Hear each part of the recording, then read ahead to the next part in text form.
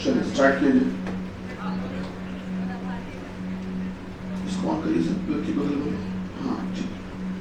हम लोग का टॉपिक है लॉजिकल रीजनिंग, जो आज स्टार्ट होना है। और रीजनिंग में बहुत इंपॉर्टेंट रोल अदा करता है ये टॉपिक। एग्जाम में इससे क्वेश्चंस मिलते हैं, ठीक ठाक मिलते हैं। तो टॉपिक है बेटा लॉजिकल रीजनिंग।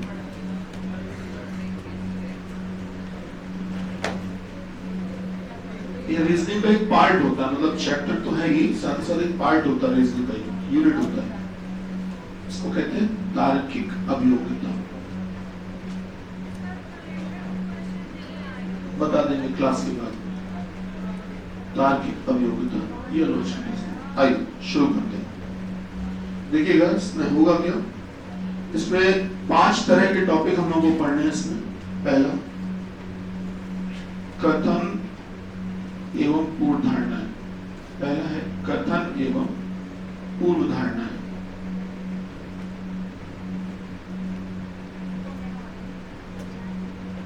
इसी को इंग्लिश में कहते हैं स्टेटमेंट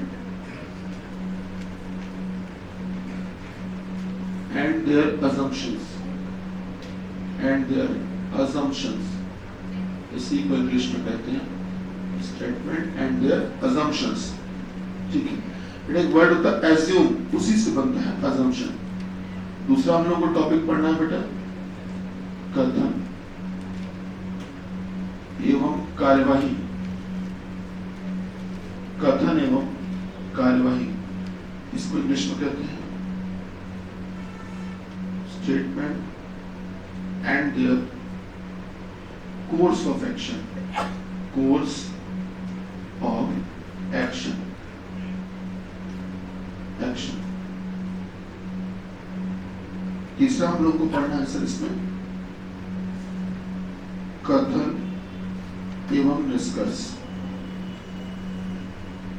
कथन एवं निष्कर्ष,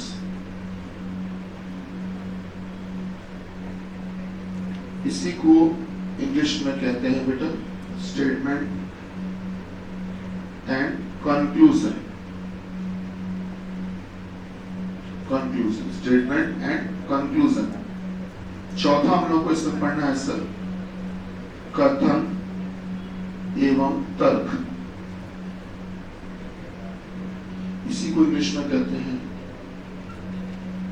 स्टेटमेंट एंड आर्ग्यूमेंट। और पांचवा और आखिरी टॉपिक हम लोग को इसमें पढ़ना है वह है बेटा कारण एवं प्रभाव। कारण एवं प्रभाव। अगर आप एसएससी के पेपर देखते हो तो उसमें कभी कभी इसके क्वेश्चंस मिल जाते हैं। बेसिकली सीजीएल में तो मिल ही जाते हैं, है ना। बाकी हर एग्जाम में ये ऐसा आवश्यक नहीं है, पर हाँ कुछ में आ जाता है कारण एवं प्रभाव। बेटा कभी प्रभाव नाम से आता है तो कभी परिणाम नाम से आता है। ठीक है, ये आपका ए और क्यू करके 2 सेंटेंस दिए जाते हैं और रिजल्ट पेपर में आप देखेंगे तो बस वही टॉपिक ये होता है।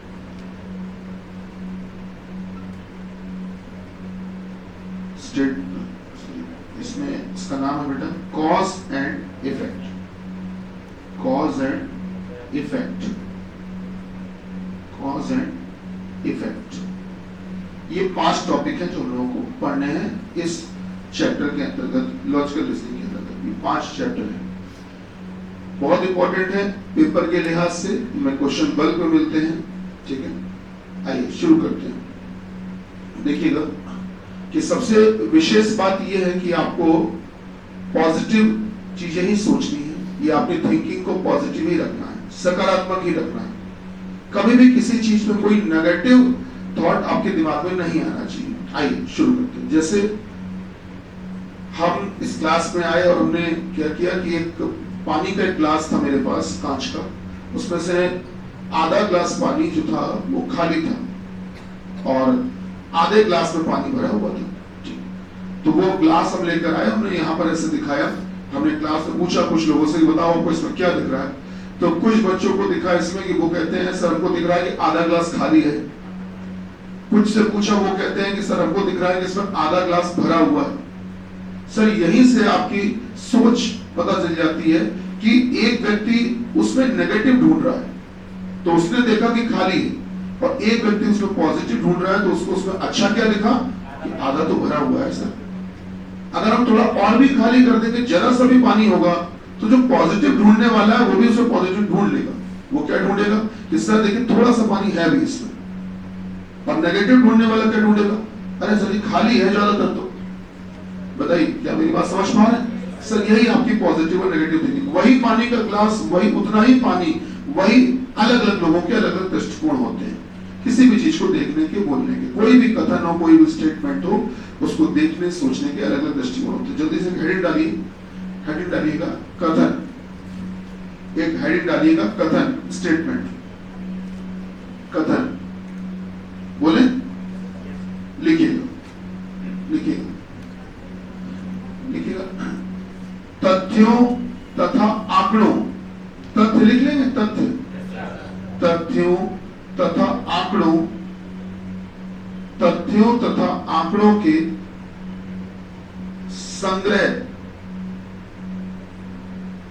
संग्रह मतलब कलेक्शन, तथ्यों तथा आंकड़ों के संग्रह, संग्रह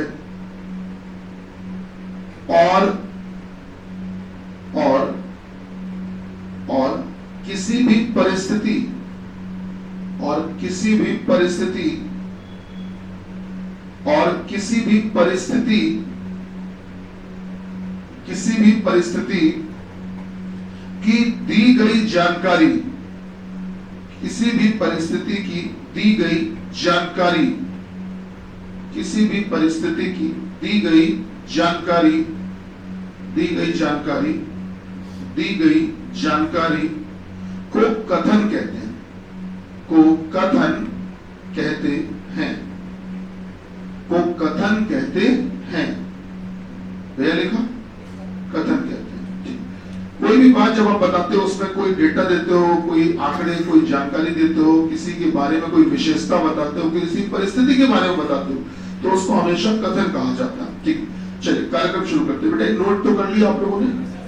देखो जिस क्रम से हमने आपको ये नोट करवाया है, यही क्रम इनको पढ़ने का भी होता है। ठीक है, आइए देखते हैं, शुरू करते हैं। सबसे पहला है कथन एवं पूर्व धारणा। आइए देखिए,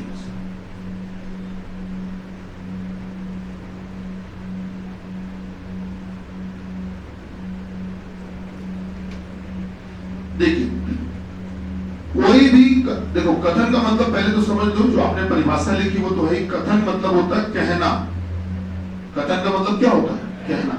तो बेटा जब कोई बात आप कहते हो, कोई भी बात कहते हो, तो कहने से पहले कुछ सोचते हो ना, तभी तो कहते हो। बिना सोचे समझे तो कोई नहीं कहता है ना। कहना चाहिए, ये भी आपको मालूम होगा। जैसे अक्सर देखा होगा कि अगर आप बिना सोचे समझे कुछ बोल देते हो तो घर में बड़े लोग जो है वो आपको डांट देते हैं। सोच समझ कर बोला करो। तुम्हारा कैसा हम सही बोल रहे हैं? बिना सोचे कुछ भी बोल देते हो। तो वो इसलिए कहते हैं कि पहले पूर्व धारणा कर लिया करो, पहले पूर्वानुमान लगा लिया करो, तब बोला करो। ये नहीं कि जो मन में आया बोल दिया। आपने ऐसी डांट कभी खाई भी होगी या लोगों को खाते सुना भी होगा। तो जो ये बात कही जाती है, दरअसल इसी चैप्टर से रिलेटेड बात है बेटा। पूर्व धारणा को ही कभी कभी आपको पूर्वानुमान लिखा हुआ मिल जाएगा। मतलब पूर्वानुमान हो चाहे पूर्व धारणा हो, दोनों का मतलब एक ही होता है। तो कभी कभी इस नाम से भी प्रश्न मिल जाता है। तो ध्यान दीजिएगा बेटा, पूर्वानुमान या पूर्व धारणा का मतलब क्या होता है? तो पूर्व मतलब होता है पहले, और नुमान मतलब अनुमान। तो अनुमान कह लो चाहे धारणा कह लो, तो मतलब पहले क्या अनुमान लगाया? पहले की सोच, पहले की सोच या विचार या आइडिया या अनुमान। तो किसी भी कथन को कहने के पहले की जो सोच होती है वो होती है पूर्व धारणा। मतलब इसको मैं एक फॉर्मूले का रूप देता हूं, ध्यान देना बेटा। फॉर्मूले का रूप देते हैं जिससे आपको थोड़ी सी सहूलियत मिलेगी समझने में भी और सवाल लगाने में भी। हमने बोला क्योंकि, और क्योंकि के बाद हमने बोल दिया बेटा पूर्व धारणा। सबसे पहले हमने बोला क्योंकि, फिर हमने बोल दिया पूर्व धारणा, फिर बोला बेटा इसलिए, और फिर हमने कह दिया कथन। ये पूरा एक फॉर्मूला होता है, इसको मिला के पढ़ा जाता है हमेशा। ये पूरा फॉर्मूला होता है, इसको मिला के पढ़ा जाता है। अब ध्यान से देखना, मैंने क्या कहा? पूर्व धारणा। पूर्व धारणा का मतलब होता है पहले की सोच या पहले का विचार। तो बेटा क्योंकि मैंने ये सोचा इसलिए मैंने ये कहा, सही बात है। क्योंकि ये सोचा इसलिए कहा। पहले सोचोगे बाद में ही तो कहोगे, कि पहले कह दोगे बाद में सोचोगे, ऐसा नहीं हो सकता। पहले सोचोगे, पहले मन में कुछ विचार करोगे, पहले मन में कुछ आइडिया लगाओगे, तो पहले सोचते हो बाद में आप कहते हो। तो बेटा किसी भी कथन को कहने से पहले, किसी भी बात को कहने से पहले जो आपके मन में ख्याल आया, जो मन में विचार आया, उसे कहते हैं पूर्व धारणा। ये फॉर्मूला नोट करिए, फिर एक क्वेश्चन के माध्यम से बातें समझाते हैं। ये फॉर्मूला इसी तरह से डिब्बे में बंद करिएगा बेटा। हमारा जो अंदर टेबल है, आप लोग नोट करिए, टेबल है, उसमें एक बगल में छोटी टेबल भी है, उस पर सेल हमने निकाल के रखे हुए, तो ऊपर ही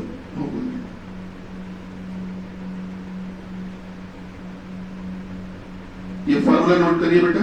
क्योंकि पूर्व धारणा इसलिए कथन, ठीक है।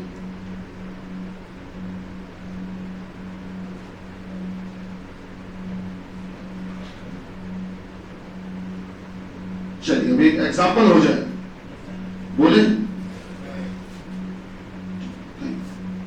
एक एग्जाम्पल लिखिएगा बेटा, एग्जाम्पल उदाहरण लिखिएगा कि सर ये पूर्व धारणा का एक एग्जाम्पल मिल जाएगी, करना कैसे होता है या क्या पूछा जाता है, तो ज्यादा बेहतर रहेगा।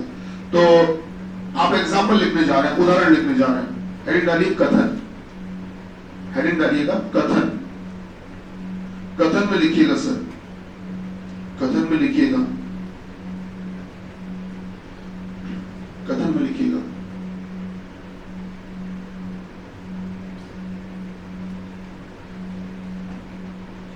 शहर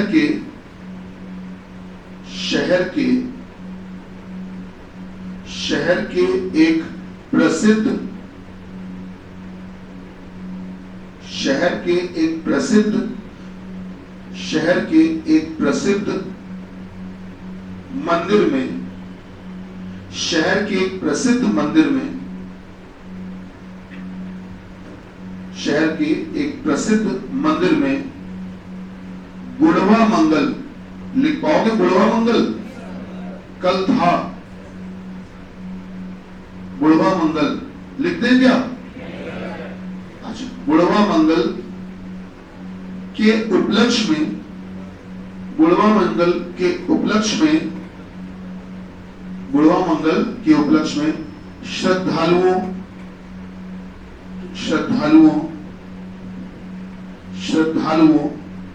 की भीड़, श्रद्धालुओं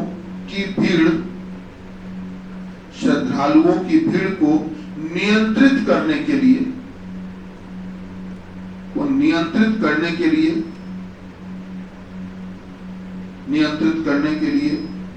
दर्शन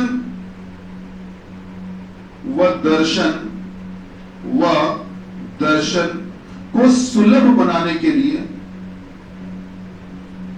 व दर्शन को सुलभ बनाने के लिए, व दर्शन को सुलभ बनाने के लिए प्रशासन ने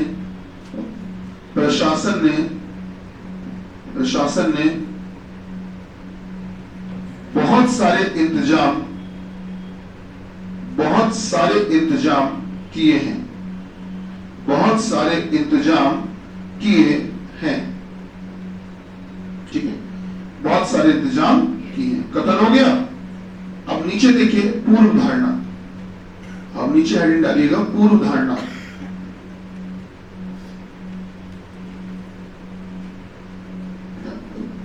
मोहित इस पे बैठ जाओ तुम, इधर पे भैया, ये पीछे तो सेकंड नंबर वाली रो है जहां पर 3 लोग केवल बैठे हुए, भैया आप लोग थोड़ा खिसक जाओ, तो बैठा खिसक जाओ।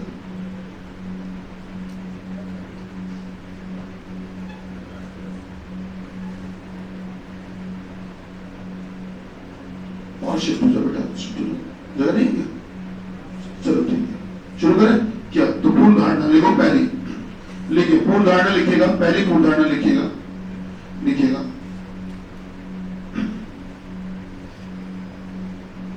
बुढ़वा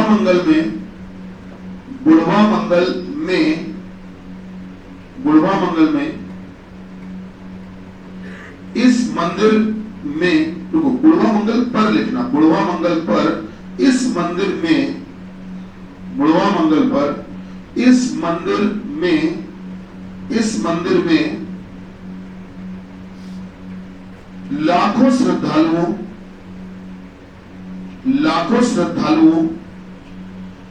की भीड़, लाखों श्रद्धालुओं की भीड़ आने की संभावना है। लाखों श्रद्धालुओं की भीड़ आने की संभावना है। ठीक है बेटा, ये आपने पूर्वधारणा नंबर 1 लिखी है, 1 नंबर, ठीक है, ये फर्स्ट पूर्वधारणा, पहला असम्पशन। तो ये पूर्वधारणा नंबर 1 है। अब नीचे लिखिए नंबर 2। अब आप पूर्वधारणा नंबर 2 लिखने जा रहे हो, सेकंड पूर्वधारणा लिखिएगा। दूसरी पूर्वधारणा लिखिएगा, दूसरी लिखिएगा, लिखिएगा, शहर के अन्य मंदिरों, शहर के अन्य मंदिरों में, शहर के अन्य मंदिरों में बुढ़वा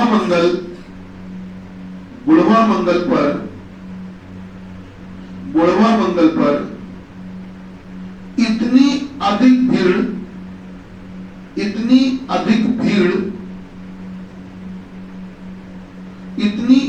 भीड़ दर्शन के लिए नहीं आती है। इतनी अधिक भीड़ दर्शन के लिए नहीं आती है। ठीक है, नहीं आती है। ये आपने 2 पूर्वधारणाएं लिख ली हैं। अब देखिए होता क्या, पेपर में आपको वो 2 पूर्वधारणाएं देंगे, आमतौर पर 2 ही देंगे। जब वो बैंक में पीओ या कोई अच्छे सीनियर एग्जाम के लिए जाते हो तब आपको 3-3 assumptions भी मिलने लगते हैं। तो फिलहाल 2 assumption दिए गए और आपको जस्टिफाई करना होता है कि इनमें से कौन सा सही है, कौन सा गलत है। आइए रख के दिखाते हैं।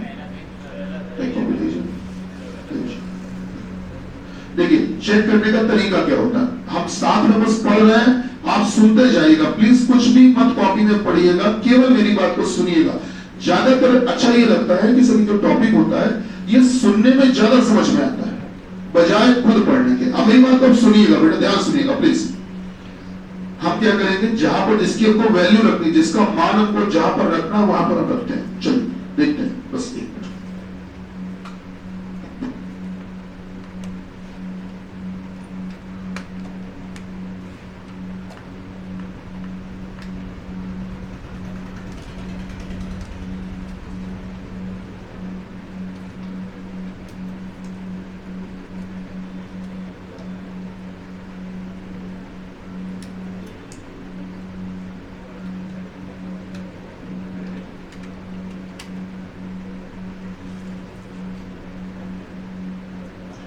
देखिएगा सर, अब हम मान रखना शुरू करते हैं और बिना रुके धारा प्रवाह को पढ़ना होगा, तभी समझ में आएगा। क्योंकि अब हम बेटा पहली को रखेंगे इसमें, पहली, क्योंकि बुढ़वा मंगल पर, इस बुढ़वा मंगल पर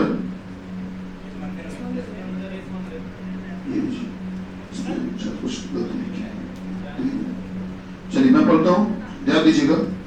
क्योंकि बुढ़वा मंगल पर इस मंदिर में लाखों श्रद्धालुओं की भीड़ आने की संभावना है, इसलिए, अब हम कथन पढ़ने जा रहे हैं, इसलिए शहर के प्रसिद्ध मंदिर में बुढ़वा मंगल के उपलक्ष्य में श्रद्धालुओं की भीड़ को नियंत्रित करने व दर्शन को सुलभ बनाने के लिए प्रशासन ने बहुत सारे इंतजाम किए।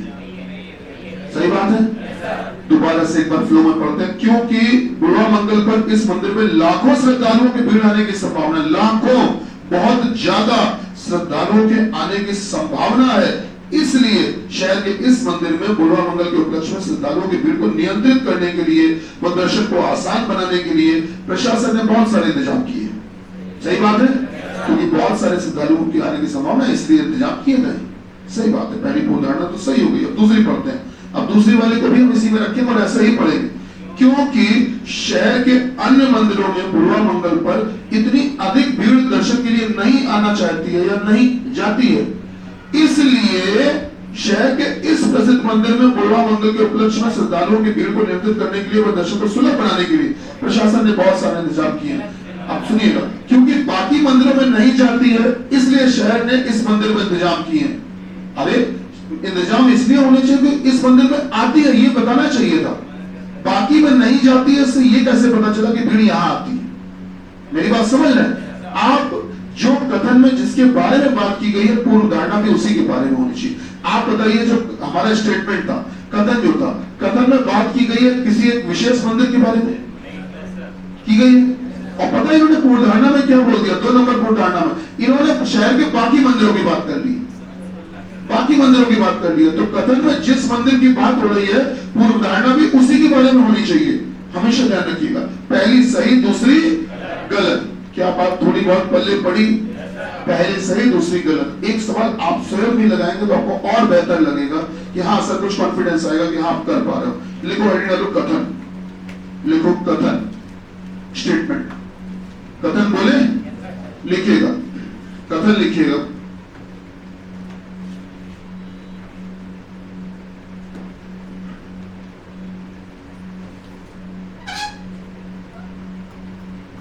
कथन लिखिएगा।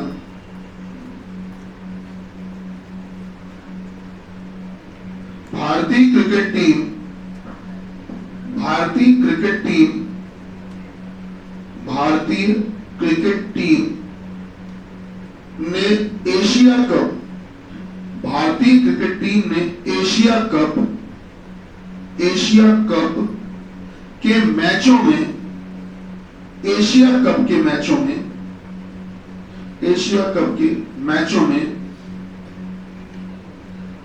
आर अश्विन, आर अश्विन खिलाड़ी है, रविचंद्रन अश्विन, पता होगा।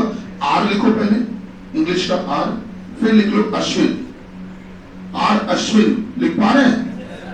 आर अश्विन, आर अश्विन तथा यजुवेंद्र चहल, तथा आप वाई चहल लिख लो शॉर्ट फॉर्म में, तथा वाई चहल, यजुवेंद्र चहल बोलते हैं इसको, वाई चहल आप लिख लो चाहो तो, तथा वाई चहल को खिलाने का, को खिलाने का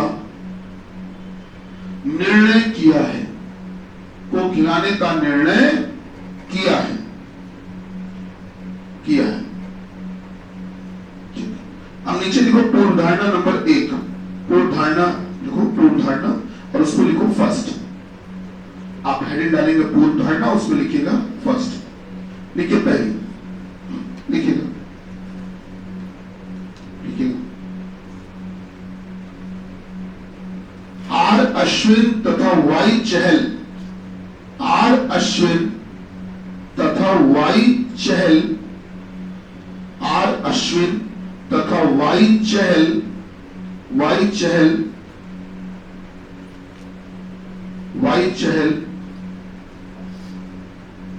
वाई चहल एशिया, एशिया के अंतर्गत, एशिया के अंतर्गत बहुत सी क्रिकेट टीमों, बहुत सी क्रिकेट टीमों के खिलाड़ियों, के खिलाड़ियों, के खिलाड़ियों, के खिलाड़ियों, के खिलाड़ियों, खिलाड़ियों के लिए, के लिए, के लिए एक मुश्किल गेंदबाज,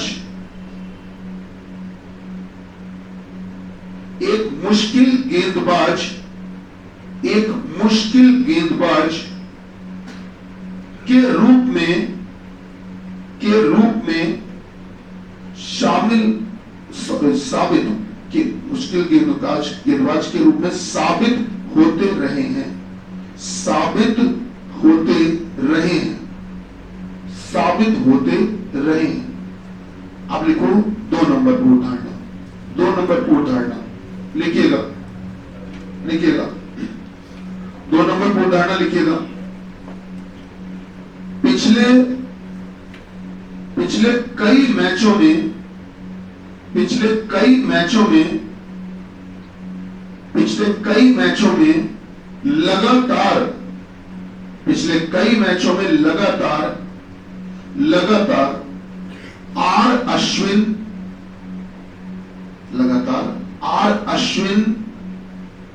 तथा वाई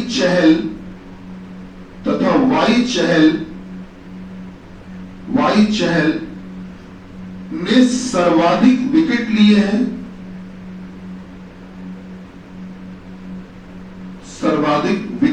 हैं, और सबसे कम रन दिए हैं। सर्वाधिक विकेट लिए हैं और सबसे कम रन दिए हैं। सबसे कम रन दिए हैं।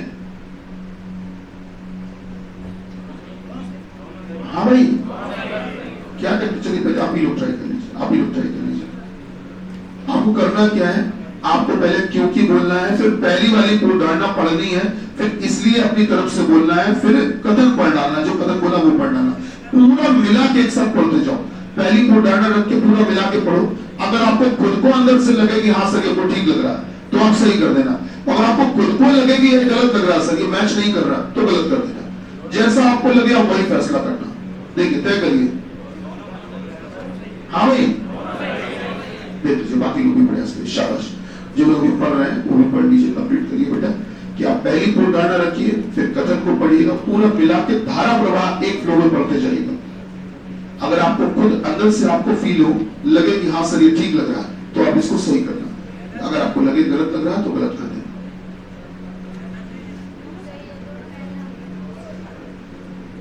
हाँ भाई, क्या लगता है कौन सा सही कौन सा गलत? पहला सही, दूसरा सही। चलिए काम करते हैं, हम पढ़ के सुनाते हैं।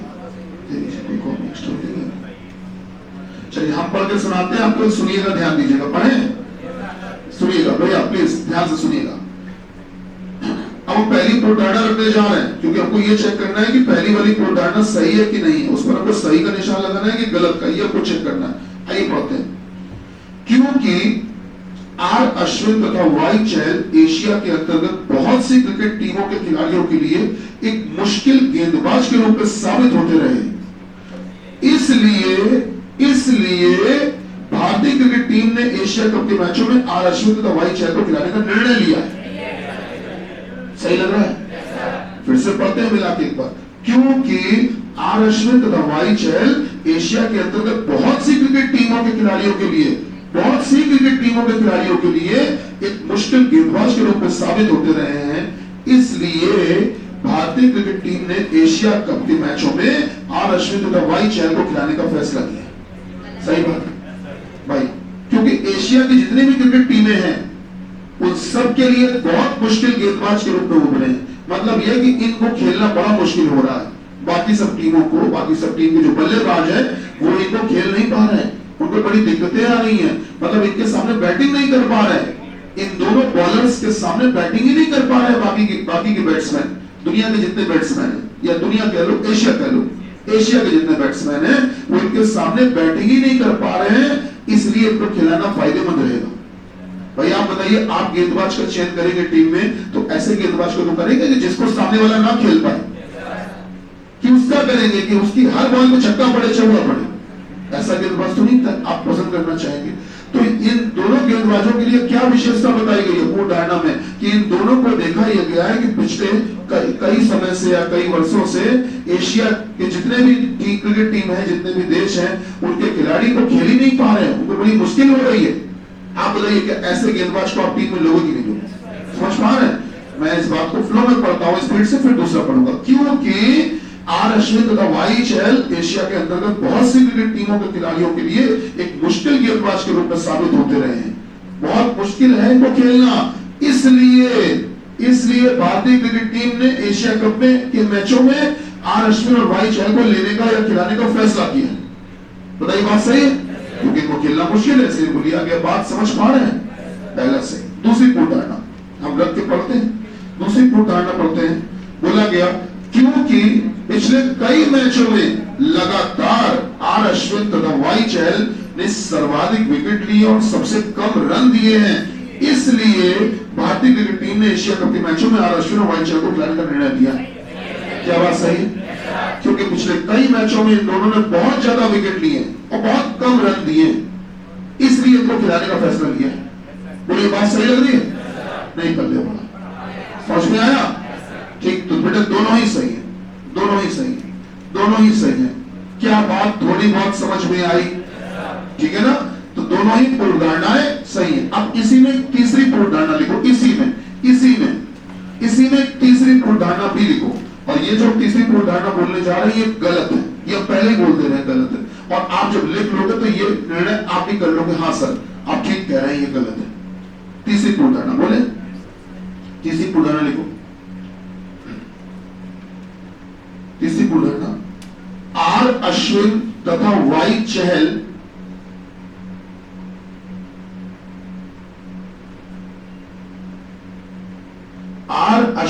तथा वाई चहल की गेंदबाजी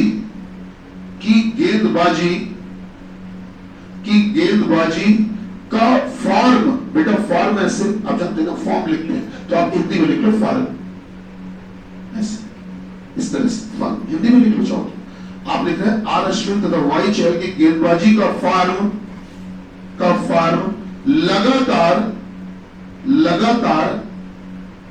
लगातार गिरता जा रहा है, गिरता जा रहा है, मतलब खराब होता जा रहा है, खराब होता जा रहा है या गिरता जा रहा है। क्या कहते हो, सही गलत? गलत है। अच्छा सोचो, इसको रख के देखिए, अगर रख के देखें तो मैंने क्या बोला, मैं रख के दिखाता हूं। क्योंकि आर अश्विन और वाई चहल की गेंदबाजी का फॉर्म खराब होता जा रहा है, मतलब इनकी गेंदबाजी में कोई फॉर्म रह नहीं गया, इनका गेंदबाजी का स्तर खराब होता जा रहा है, इसलिए भारतीय क्रिकेट टीम ने इनको खिलाने का फैसला किया है। और ये कौन सी बात हुई, किसी का फॉर्म खराब हो रहा है उसको तो खिलाओगे टीम में, अरे उसको निकाल के बाहर करोगे। देखिए आप लोग भी समझ पा रहे हो, कुछ थोड़ा सा जोन से हट की बात हो रही होगी मेरे ख्याल से, ठीक है? अभी हम आप लोग के जोन में आ जाएंगे वापस से, तो तुम लोग तो समझ ही रहोगे, है ना? तो वैसे क्रिकेट में आप लोग भी इंटरेस्ट रखते होंगे। तो चूंकि इन दोनों, क्या बोला गया, क्योंकि इन दोनों का फॉर्म खराब होता जा रहा है, गिरता जा रहा है, इसलिए इनको टीम में खिलाने का फैसला लिया गया। क्या भला इसलिए फैसला हो सकता है? कभी नहीं हो सकता। तीसरी पूर्वधारणा गलत है। आगे बढ़ते हैं, ये एक छोटा सा परिचय है पूर्वधारणा का। अब आते हैं जल्दी से कार्यवाही पे। बेटा कार्यवाही पे पूर्वधारणा का एक उदाहरण हो गया हम लोगों के पास, हम लोग को पता चल गया पूर्वधारणा को कैसे रखा जाता है, कैसे चेक किया जाता है। ठीक, अब हम लोग एक एग्जांपल लेते हैं कार्यवाही का। आइए देखिएगा कार्यवाही। अब ये कार्यवाही होती क्या है वो समझिएगा बेटा, कार्यवाही होती क्या है वो समझिएगा, ध्यान दीजिएगा बेटा, कार्यवाही होती क्या है।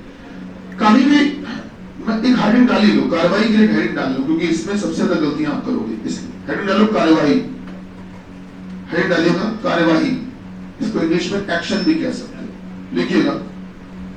लिखिएगा किसी रुको ऐसे कथन में बोली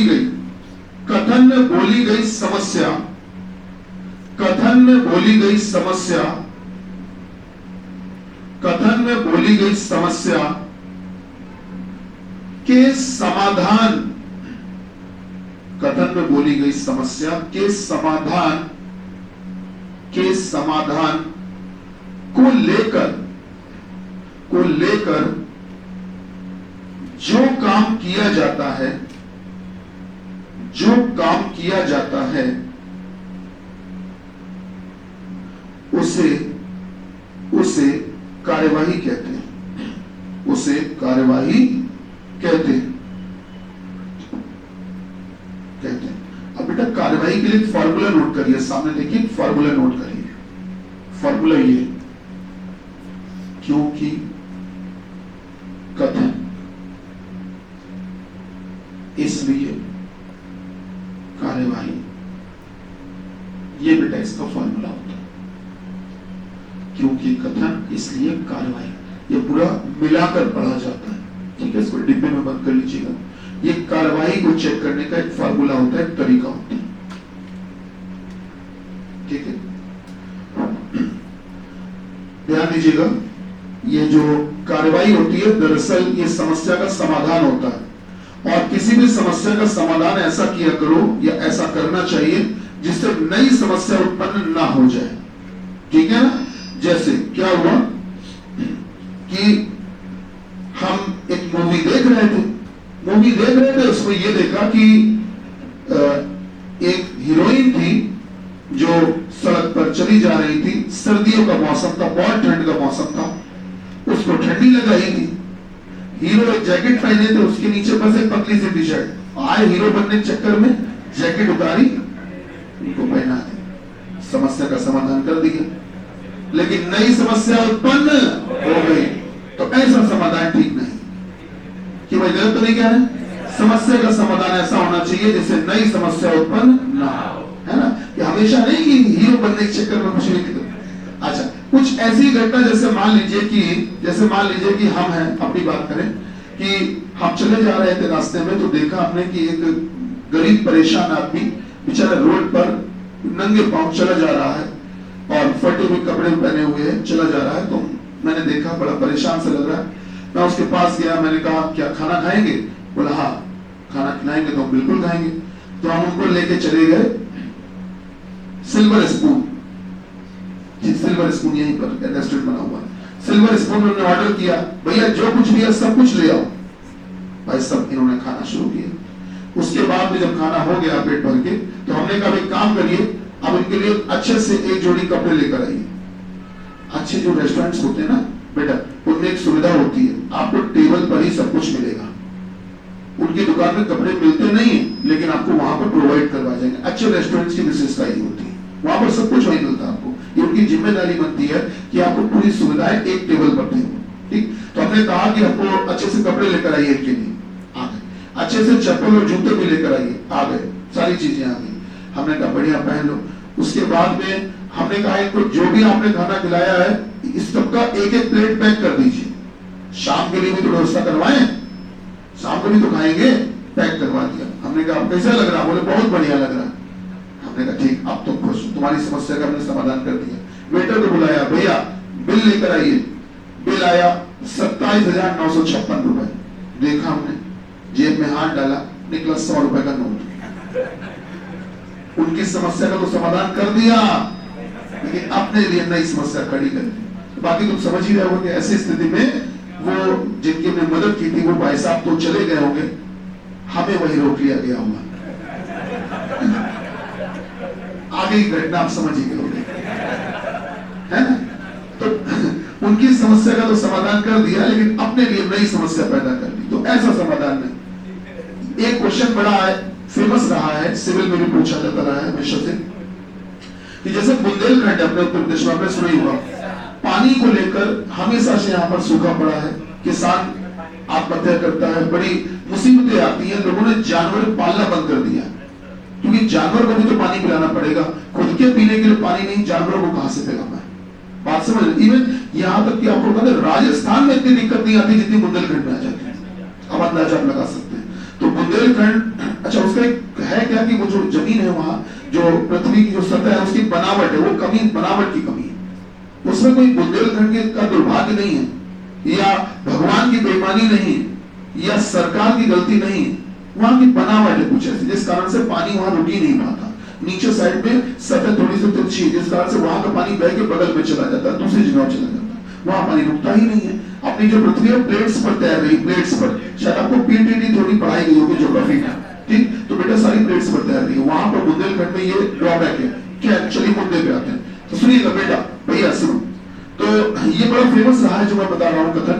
ये प्रश्न कई बार परीक्षाओं में आया कि कथन में बोला गया कि बुंदेलखंड में बहुत सूखे की स्थिति बनी हुई है और कई किसान आत्महत्या कर रहे हैं। बहुत सूखा पड़ा हुआ, पानी बिल्कुल भी बारिश नहीं हुई।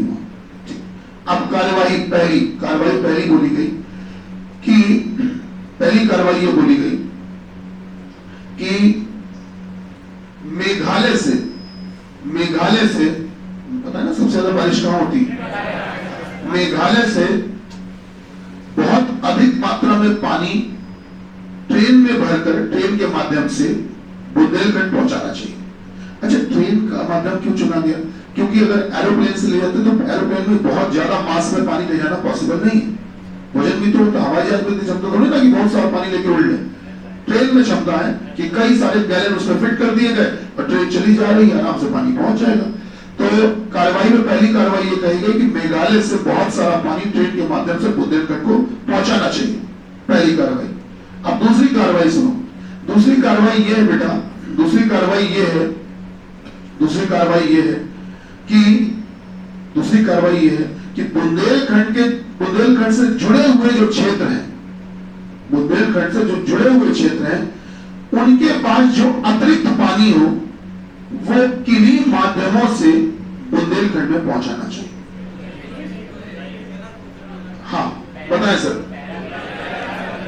सर दूसरी सही और पहली गलत। अब इसका कारण क्या है वो सुनिए। देखो मेघालय के पास एक्स्ट्रा पानी है, वो आप सब जानते हो, बारिश होती है, ठीक, लेकिन मेघालय के पास पानी स्टोर थोड़ी ना होता है। मेघालय के बाद में नीचे चलेंगे तो बंगाल की खाड़ी है, बे ऑफ बंगाल, अगर आपको पता होगा तो ये ढलान है, वहां पूरा दलदल है। तो ये सारा पानी जो बहे हिमालय से आते हुए और जो ये मेघालय में मानसून आता है वो बरसते हुए सब बे ऑफ बंगाल में चला जाता है। मेघालय में रुकता कहां है? बात समझ पा रहे? बारिश होना और बारिश का इकट्ठा होना दो अलग अलग विषय हैं। तो मेघालय में बारिश ज्यादा होती है पर इकट्ठा होती है ऐसा जरूरी तो नहीं, ठीक। तो पहली बात तो मेघालय में पानी इतना है कि नहीं है पता नहीं, जो भिजवा पाए। अच्छा दूसरी बात सुनो बेटा, दूसरी बात क्या कही गई कि आपके जब भी कोई आपको आवश्यकता पड़ती है, कोई दिक्कत आती है, तो सबसे पहले तो मदद आप अगल बगल से मांगते हो। आपके घर, हमारे घर में भी अगर चीनी खत्म हो जाए, दूध खत्म हो जाए, आटा चावल कुछ भी खत्म हो जाए, तो सबसे पहले मम्मी लोगों का एक फार्मूला जो सीधे ब्रह्मास्त्र है, सबसे पहले पड़ोस वाली आंटी क्या कही, लाओ जरा चीनी लाओ एक कटोरी, है ना, हमारे यहाँ खत्म हो गई, जब आ जाएगी चीनी तो वापस कर देंगे। अच्छा उसमें पैरामीटर बड़ा नफा होता है, जिस कटोरी में चीनी ली गई है बड़ा ध्यान रखा जाता है, मम्मी लोग बड़ा इस चीज को नोटिस करती हैं, उसी कटोरी में ही चीनी वापस करनी है। अगर गलती से कोई बड़ी कटोरी घर पे है उसमें भरनी पड़ गई तो नुकसान हो रहा है, तो वो आकार में मेंटेन रखना है। ये नहीं देख रहे कि बगल वाले ने मदद की थी बुरे वक्त में, अगर थोड़ी ज्यादा चीनी चली भी जाए तो क्या दिक्कत है, अगली बार वो और अच्छे से मदद करेंगे, लेकिन ना हिसाब बराबर होना चाहिए।